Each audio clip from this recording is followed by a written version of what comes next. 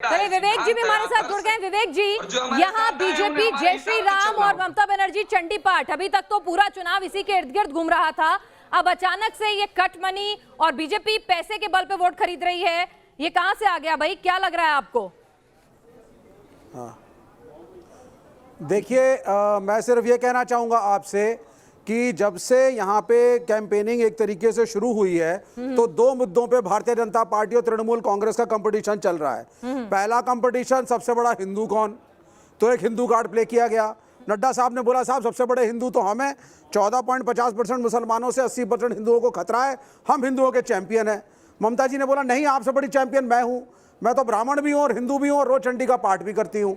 दूसरा जो कंपटीशन दोनों पार्टियों का चल रहा है वो है सबसे बड़ा विक्टिम कौन।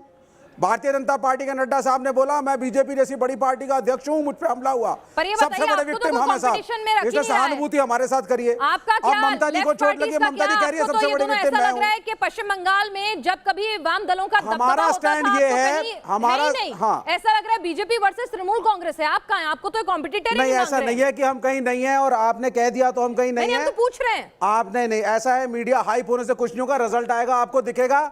ब्रिगेड ग्राउंड पे सबसे बड़ी रैली 10-12 लाख लोगों की हमारी थी। मोदी साहब की रैली में लोग भी नहीं आए थे। ग्राउंड का कैडर इंटैक्ट है।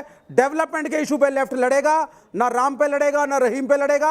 हमारा कहना है बीजेपी बता दे अगर ये सत्ता में आएंगे गैस सिलेंडर कितने का मिलेगा, पेट्रोल कितने का देंगे, डीजल कितने का देंगे, ये फैक्ट्स एंड फिगर्स मेरे को बता देंगे। आप जो हैं वो राम रहीम करवा रहे हैं पश्चिम बंगाल में आकर, और ममता बनर्जी कहती हैं आप पैसों के दम पर चुनाव जीतने की कोशिश कर रहे हैं, चुनाव लड़ रहे हैं।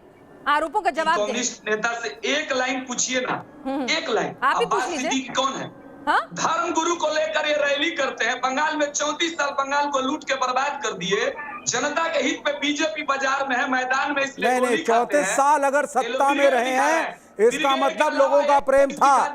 34 साल अगर हम सत्ता में रहे हैं लोगों का प्रेम था, और भारतीय जनता पार्टी तीसरे या चौथे नंबर पे आएगी। लेफ्ट और तृणमूल की पहली पोजीशन की लड़ाई है और हम ही आएंगे क्योंकि पूछिए। अरे भैया, भारतीय जनता पार्टी का क्या अस्तित्व है आपका? विवेक जी, शायद आप पिछले लोकसभा के नतीजे भूल गए। वामदल कहां खड़े थे? लगता है मोहब्बत कम हो गई, पश्चिम बंगाल के लोगों ने आपसे डिवोर्स ले लिया। लोकसभा के चुनाव असेंबली के चुनाव में फर्क होता है, लोकसभा के चुनाव असेंबली के चुनाव में फर्क होता है, और तृणमूल कांग्रेस के रिजेक्टेड लोग वो जाकर के भाजपा बना रहे हैं, जो तृणमूल का पूरा करकट है। अच्छा चलिए, ये तो बता दीजिए, ब्रिगेड मैदान में 12 लाख की भीड़ आई थी आपकी, बहुत बहुत मुबारक हो आपको, लेकिन धर्मगुरुओं को क्यों ले जाने की नौबत आ रही है? आप तो चंडी पाठ नहीं करते, आप तो राम का नाम नहीं लेते, आप तो विकास की बात करते हैं ना, तो आपको धर्मगुरुओं का सहारा लेने की क्या जरूरत आन पड़ी? डेवलपमेंट की बात करेंगे, रोड की वही तो पूछ रही हूँ, की बात करेंगे, पानी की बात करेंगे, बिजली की बात करेंगे, उद्योग की बात करेंगे। 34 साल बंगाल को लूट के खा गए, कल कारखाने बंद हो गए, न बिजली न सड़क न पानी। पानी की बात बता दीजिए ना, आप लोग सत्ता में आएंगे